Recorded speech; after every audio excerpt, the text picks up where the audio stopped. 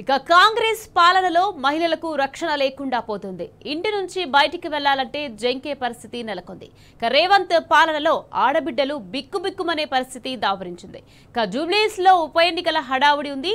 ఆ నియోజకవర్గంలో ఓ దళిత పారిశుద్ధ కార్మికురాలిపై లైంగిక దాడి జరగడం రేవంత్ పాలన వైఫల్యానికి అద్దం పడుతుంది.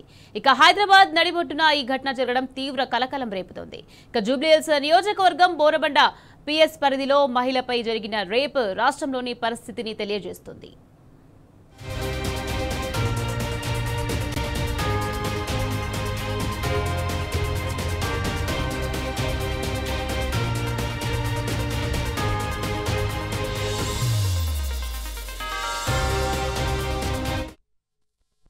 ఇక ఈఎస్ఐ సమీపంలో ఎర్రగడ్డ ఫుట్ ఓవర్ బ్రిడ్జ్ పై తెల్లవారుజామున 4 గంటల సమయంలో పారిశుద్ధ కార్మికురాలు విధులకు వెళ్తోంది.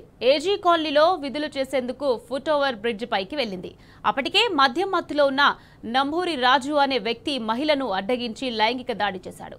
అతను ఓ అపార్ట్మెంట్ లో వాచ్మ్యాన్ గా పనిచేస్తున్నాడని పోలీసులు తెలిపారు. బాధితురాలి ఫిర్యాదు మేరకు పోలీసులు కేసు నమోదు చేశారు. ఇక బాధితురాలిని వైద్య పరీక్షల కోసం ఆసుపత్రికి తరలించారు.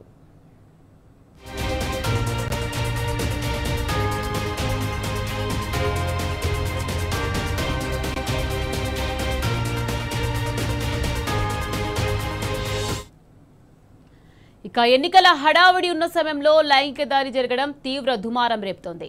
ముంబై హైవేపై నిత్యం వాహనాల రాకపోకలు సాగుతుంటాయి. ఆ ప్రాంతంలో అందరూ రోడ్ క్రాస్ చేసేందుకు ఉపయోగించే ఫుట్ ఓవర్ బ్రిడ్జ్ పై ఘటన జరగడంపై అనుమానాలు వ్యక్తమవుతున్నాయి. ఇక ఆ సమయంలో పోలీసుల గస్తీ లేదా? తెల్లవారుజామున ఘటన జరిగితే అక్కడ ఎవరూ లేరా? ఉంటే ఎందుకు అడ్డుకోలేదనే ప్రశ్నలు వస్తున్నాయి. ఇక సీసీటీవీ ఫుటేజ్ ని పోలీసులు పరిశీలిస్తున్నారు. బాధితురాలి ఇల్లు ఘటనా స్థలానికి సమీపంలో ఉంది. దాంతో ఆమె విధులకు వెళ్లే సమయంలో నిందితుడు ఫాలో చేశాడా అనే సందేహం కలుగుతోంది. ఇక అంతేకాదు, నిందితుడిని పోలీసులు అరెస్ట్ చేయగా అధికార పార్టీ నేతల పేర్లు చెప్పినట్టు తెలుస్తోంది.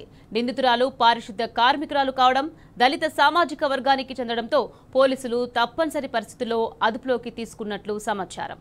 ఇక పోలీసుల తీరుపై రేవంత్ ప్రభుత్వంపై తీవ్ర విమర్శలు వస్తున్నాయి. ఇది రేవంత్ పాలన వైఫల్యానికి నిదర్శనమని మండిపడుతున్నారు.